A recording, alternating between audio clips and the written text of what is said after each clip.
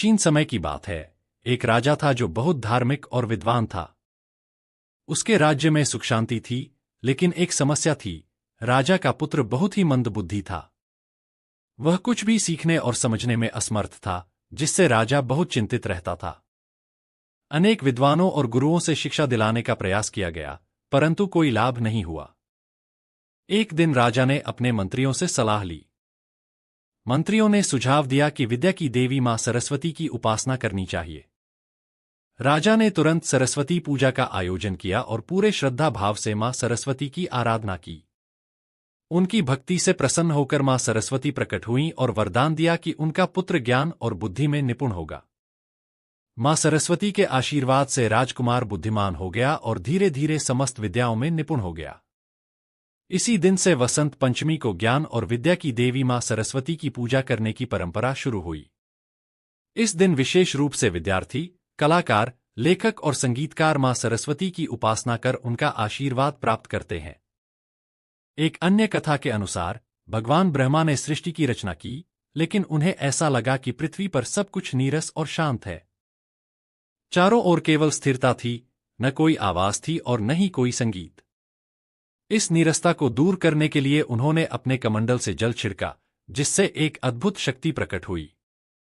यह शक्ति कोई और नहीं बल्कि देवी सरस्वती थीं, जो ज्ञान, संगीत और कला की देवी थीं। मां सरस्वती ने अपने वीणा के मधुर स्वर से संसार में जीवन का संचार किया। जल में कलकल ध्वनि आई, पवन में मधुरता आई, पक्षियों ने चहचहाना शुरू किया और संसार में ऊर्जा भर गई। तभी से देवी सरस्वती को ज्ञान और संगीत की देवी माना जाने लगा और उनकी उपासना का यह विशेष दिन वसंत पंचमी कहलाया। इस दिन को शुभ मानकर विद्यार्थी, कलाकार और संगीत प्रेमी मां सरस्वती की पूजा करते हैं। विशेष रूप से पीले वस्त्र धारण किए जाते हैं, क्योंकि यह रंग समृद्धि और ज्ञान का प्रतीक माना जाता है। इस दिन छोटे बच्चों को शिक्षा की शुरुआत भी कराई जाती है, जिसे अक्षरारंभ या विद्यारंभ कहा जाता है। एक और मान्यता के अनुसार वसंत पंचमी के दिन भगवान राम ने रावण के बंधन से माता सीता को मुक्त करने के लिए मां सरस्वती का आह्वान किया था। उन्होंने देवी से प्रार्थना की कि वे रावण के अहंकार को समाप्त करने और उनके कार्य में सफलता प्राप्त करने का मार्ग प्रशस्त करें। मां सरस्वती ने भगवान राम की भक्ति और धर्म के प्रति उनके समर्पण को देखकर उनकी प्रार्थना स्वीकार की और उन्हें आशीर्वाद दिया। इसी तरह महाभारत में भी वसंत पंचमी का एक विशेष महत्व बताया गया है। कहा जाता है कि इसी दिन वेद व्यास जी ने भगवान गणेश की सहायता से महाभारत लिखने का कार्य आरंभ किया था। यह दिन ज्ञान, बुद्धि और सृजनशीलता का प्रतीक माना जाता है, इसलिए इसे विद्या और साहित्य के क्षेत्र में विशेष स्थान प्राप्त है। आज भी इस दिन विद्यार्थी, लेखक, कवि और कलाकार मां सरस्वती की पूजा करते हैं, ताकि वे ज्ञान, बुद्धि और कला में उन्नति कर सकें। इस अवसर पर विद्या आरंभ की परंपरा भी निभाई जाती है, जिससे बच्चों का भविष्य उज्जवल हो सके। एक अन्य प्रचलित कथा के अनुसार वसंत पंचमी का संबंध कामदेव और रति से भी जुड़ा हुआ है। जब भगवान शिव अपनी तपस्या में लीन थे, तब माता पार्वती उन्हें प्राप्त करने के लिए कठिन तप कर रही थीं। लेकिन शिव जी की कठोर तपस्या के कारण वे उन पर ध्यान नहीं दे रहे थे। तब देवताओं ने माता पार्वती की सहायता करने के लिए प्रेम के देवता कामदेव से प्रार्थना की कि वे शिव जी की तपस्या भंग करें। कामदेव ने अपने पुष्प बाण से भगवान शिव पर प्रहार किया, जिससे उनकी ध्यान अवस्था टूट गई। इससे शिवजी अत्यंत क्रोधित हुए और उन्होंने अपने तीसरे नेत्र से कामदेव को भस्म कर दिया। कामदेव के भस्म हो जाने पर उनकी पत्नी रति अत्यंत व्याकुल हो गईं और उन्होंने शिवजी से अपने पति को पुनर्जीवित करने की प्रार्थना की। रति की तपस्या और प्रेम से प्रसन्न होकर भगवान शिव ने वचन दिया कि कामदेव अदृश्य रूप में जीवित रहेंगे और सृष्टि में प्रेम का संचार करेंगे। कहा जाता है कि यह घटना वसंत पंचमी के दिन ही हुई थी, इसलिए इसे प्रेम, सौंदर्य और नई ऊर्जा का पर्व भी माना जाता है। इस दिन को प्रेम और आनंद का प्रतीक मानकर वसंत ऋतु का स्वागत किया जाता है। खासकर इस दिन फूलों, संगीत और रचनात्मकता का विशेष महत्व होता है। एक और प्रचलित कथा के अनुसार वसंत पंचमी का संबंध भगवान कृष्ण और राधा रानी से भी जुड़ा हुआ है।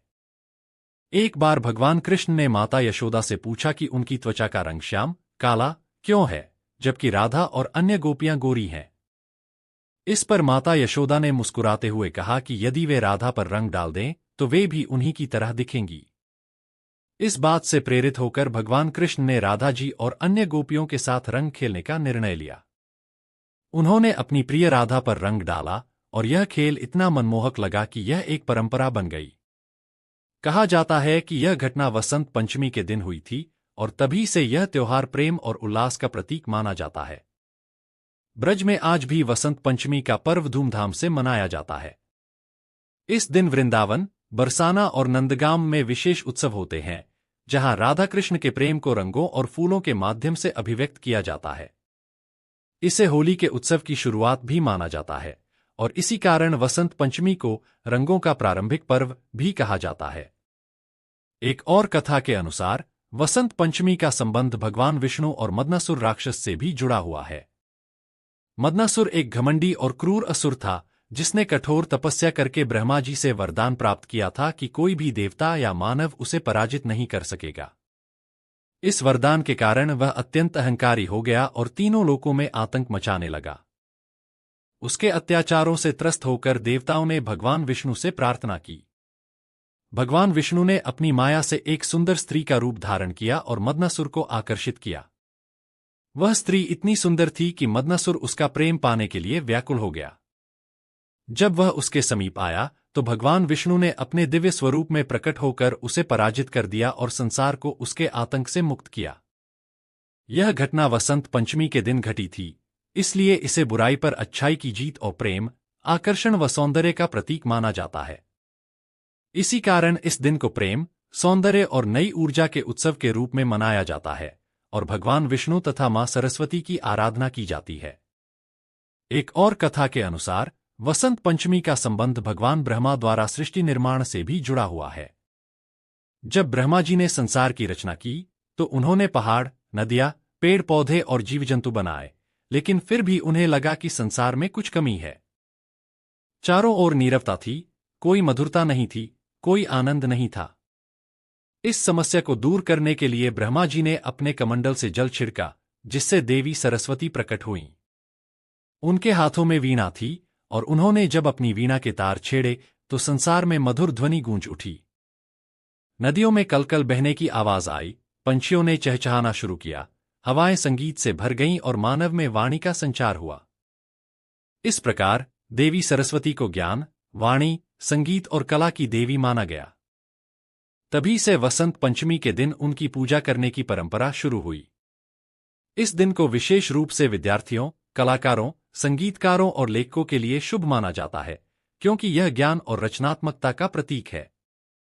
वसंत पंचमी का महत्व केवल हिंदू धर्म तक सीमित नहीं है, बल्कि इसे विभिन्न परंपराओं में भी मनाया जाता है। एक कथा के अनुसार यह दिन सिख धर्म के लिए भी विशेष है। गुरु गोबिंद सिंह जी के बाद 10वें गुरु के रूप में खालसा पंथ की नींव रखने वाले गुरु अंगद देव जी ने इस दिन को शिक्षा और ज्ञान के प्रसार के रूप में महत्व दिया था। सिख समुदाय में कई स्थानों पर इस दिन गुरुद्वारों में विशेष कीर्तन और लंगर का आयोजन किया जाता है। इसके अलावा वसंत पंचमी को जैन धर्म में भी ज्ञान और शुद्धि के प्रतीक के रूप में देखा जाता है। माना जाता है कि इसी दिन कई जैन संतों ने ज्ञान प्राप्त किया था और इसीलिए इस दिन विशेष रूप से अध्ययन और ध्यान करने की परंपरा है। बंगाल और ओडिशा में वसंत पंचमी को सरस्वती पूजा के रूप में बहुत धूमधाम से मनाया जाता है। स्कूल, कॉलेज और घरों में मां सरस्वती की मूर्तियों की स्थापना की जाती है और विद्यार्थी ज्ञान की देवी से आशीर्वाद मांगते हैं।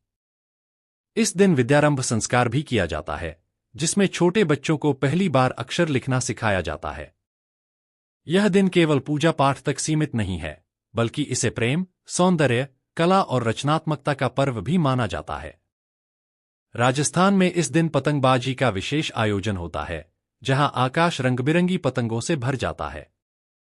पंजाब और हरियाणा में वसंत ऋतु का स्वागत पीली सरसों के खेतों के साथ किया जाता है और विशेष व्यंजन बनाए जाते हैं। इस तरह वसंत पंचमी केवल धार्मिक अनुष्ठान ही नहीं, बल्कि एक सांस्कृतिक उत्सव भी है, जो जीवन में नई ऊर्जा, उत्साह और ज्ञान के प्रकाश का संदेश देता है।